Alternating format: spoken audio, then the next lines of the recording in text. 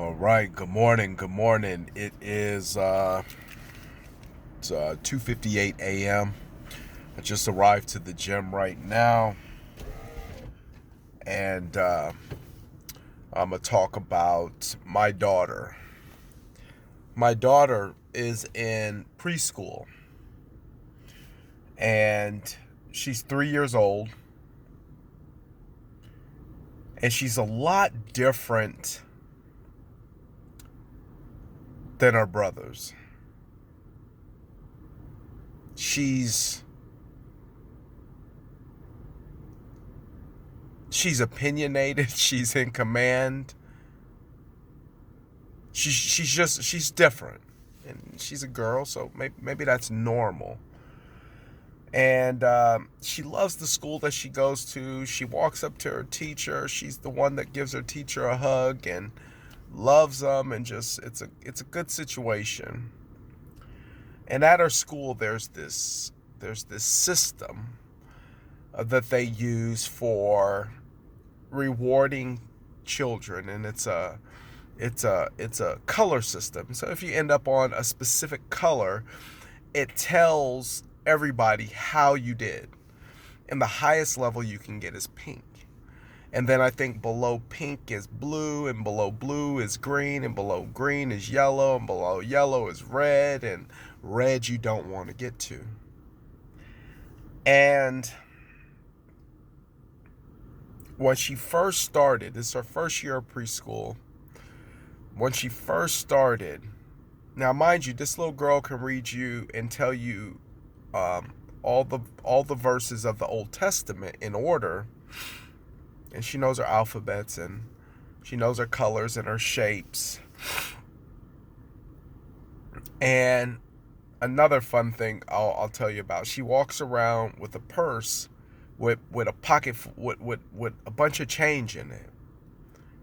She's already adopted a feeling for money. I mean, when I say she walks around with it, for the past 2 weeks, she walks around with it, sleeps with it, counts it, looks at it.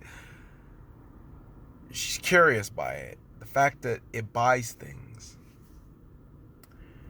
So it's her first year at preschool. And when she first started, she would end up on pink all the time. So I would see pink and I would be like, oh, wow, that's really cool. You're on pink. Good job. And she'd be like, yeah, I get to pick something out of the treasure box at, the end of the week on a Friday. I get to pick something. I was like, oh man, that's super cool. Like, right on.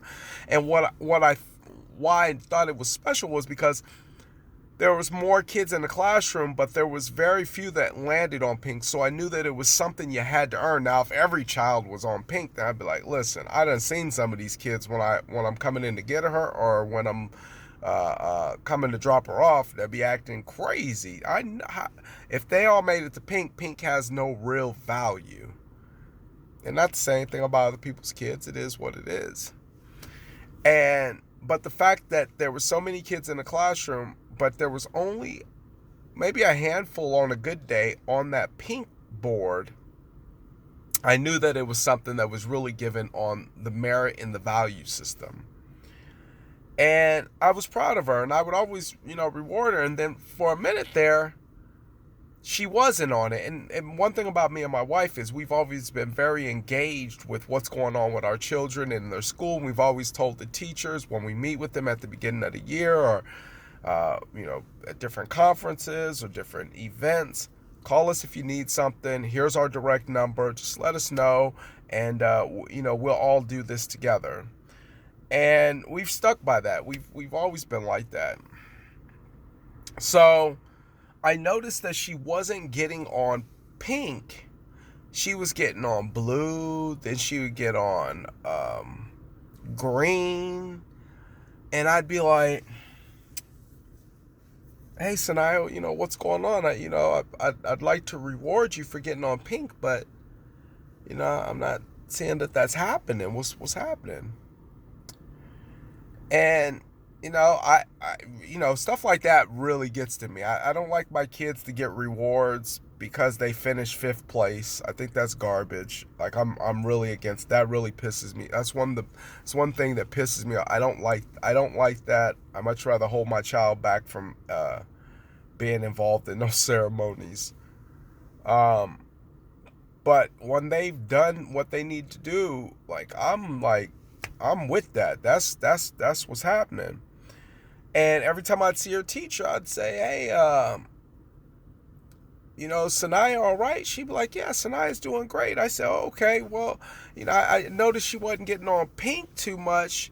Has my joke, I'd be like, "Is the standard went up, or, what's happening? Did the criteria get a little stricter? What's going on?" She says, "Well, she's fine. She just, she's a little chatty, and, when she should be doing this or that, sometimes she'll follow other kids." And I said, "Okay, so, anything we need to worry about?" She said, "No, she's fine."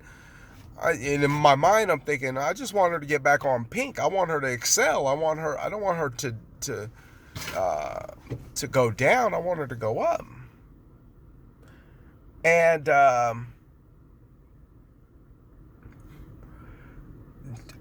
so I would talk to Sanaya, and I'd say, "Hey, if you want me to reward you with something, you got to get on pink, and I'm proud of you no matter what. Like, you get on another color, that's fine. We're gonna celebrate, but it ain't gonna be like getting on pink." And she says, "Oh, okay." And what's strange was that we would have these conversations, and I would go in her classroom, or if I didn't pick her up, I would always ask her mom, what color did she get on? And 90% of the time, her mom didn't know, because she didn't pay attention, because I don't know that that's important to her. It may be, and just not as important. For me, it is, because that level system is telling me what the teacher is seeing in my child, and they believe in it, or they wouldn't have adopted it or do it. Or I would ask Sanaya, "Hey, Sanaya, every single day, what color did you get on?" And you could tell when she told me that she got on pink, and you could tell when she told me she got on blue or green. You could tell the difference in how she felt about having to tell me that. Because sometimes she wouldn't try to lie. I don't think she's ever lied to me. Because I think she's caught herself saying, and this is crazy for a 3-year-old, she's caught herself saying like the wrong color and been like, "Oh, no, I didn't get on that color. It was this color." And it wasn't pink, even though she could have told me. And we had a pretty good understanding. And then the last, I don't know, maybe week, she says, before she leaves the house, she says, "I'm getting on pink today." I was like, "All right, well, you already know what's going to happen with that." She said, "Yep." And she says, "I want, let me say, a Pop-Tart or something." So she go to school, come back, and she said it. She said, "I'm going to get on pink." So she got on pink. And then the next day, she said, "Hey, I'm gonna get on pink, and I want this." I said, okay, you gonna get on pink?" She said, "Yeah, I'm gonna get on pink." She had never been this animated about telling me this, but she's telling me what she's gonna do. And she went to school, came back. So what's the color? And she was like, "Pink." And I'm rewarding her for this as we're going along. And then yesterday, she said, "I told you I was going to get on pink, so I got on pink." And I started thinking about it, and I started putting them together. And I said, this little girl is already doing what most adults can't do. She's setting goals. She's setting goals. And yesterday, I really dug into it, because I said, "Sanaya," I said, "we need to talk about something." I said, "We need to talk about goals, and we need to talk about finances." Because my daughter at the age of 3 is exhibiting a very strong personality in certain areas.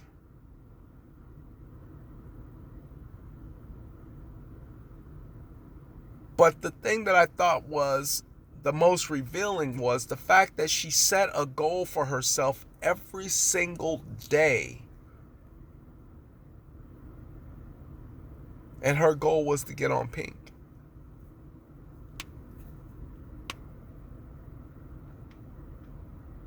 And she's achieved it. I mean, I don't know. She's achieved it. She's accomplished that. She's made it to Pink every single day that she said she would do it.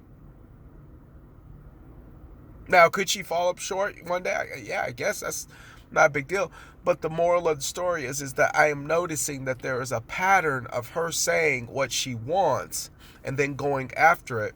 And I also notice there's a pattern of people who don't say what they want and never get what they want.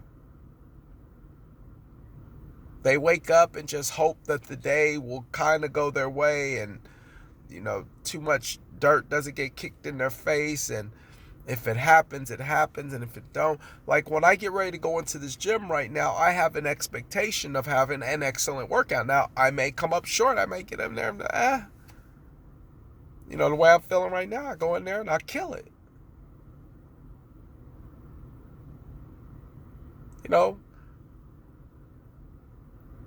The Bible says that from whence we come, we must return.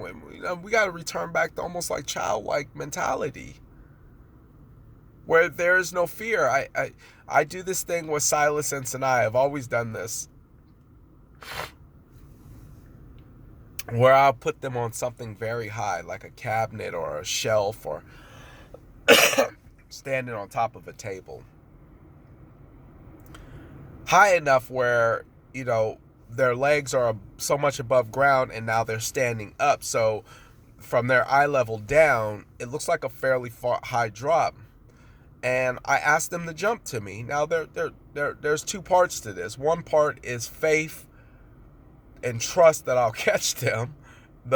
And that's one thing that I know is very important, that I never let them fall because I can lose that.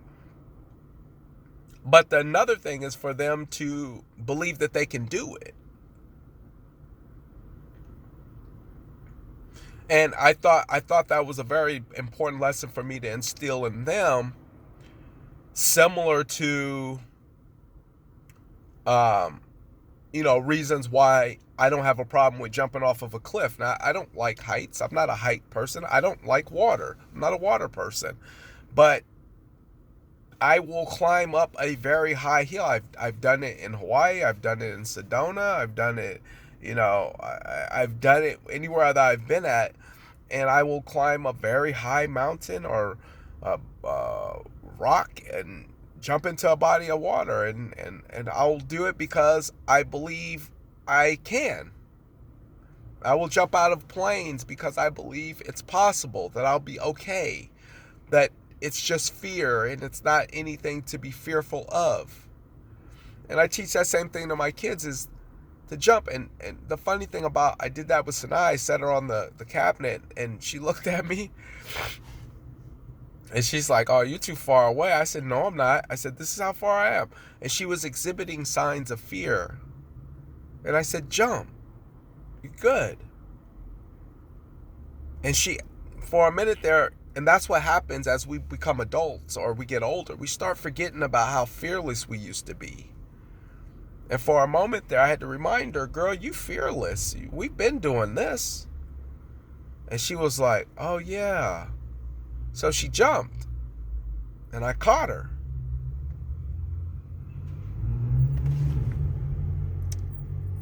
And then she says, "Let's do it again.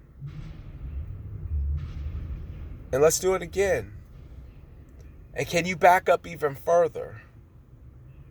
I want to jump further." See, when a child or when a person knows that they can do it, they start wanting to test the limits of how much more can they do. I remember when I started running and I was running like a 15-minute mile. And then I was tracking it. in the back of a book, and I'd look at it, be like, can I beat that by 10 seconds? If I take the speed up a little bit more, can I beat that by 10 seconds? Well, I'm getting gassed. Okay, try this, and then try that, and try this, and drink some water, or drink some coffee, or cut out the sugar, or do this, and warm up, and try these different things, and now let's see if you can go at it. But what helped me most to have a better time running was I just simply had a conversation with myself. You can do it. It's possible. And now I can run a 6-minute mile at 41 years of age. I mean, I'm in the best shape of my life. Well, I'm not going to say of my life, because I was pretty cold in my 20s.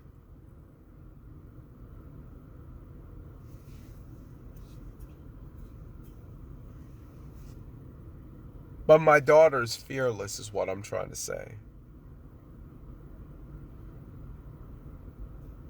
And the fact that she knows how to set a goal and achieve it is a very big example, even to me. Like, she's an example to me of what's possible. If we step out of fear, if we move into a direction of power, what's possible? So if I could share anything with you today, it would be simply, and I wrote it on my mirror, imagine what I could be or do if I really tried. I mean, really tried. I mean, gave up the excuses, gave up the stories, gave up the lies, gave up the quitting, gave it up, and just said, if I really, really just tried, what could I do? And then I wrote down some things. I've seen, my body, for my family, for my finances, for my business, for my faith, And that's my little thing I read. What could I really be or do if I really tried? And that's the kind of mindset we should all have, is what could I really be or do if I really tried?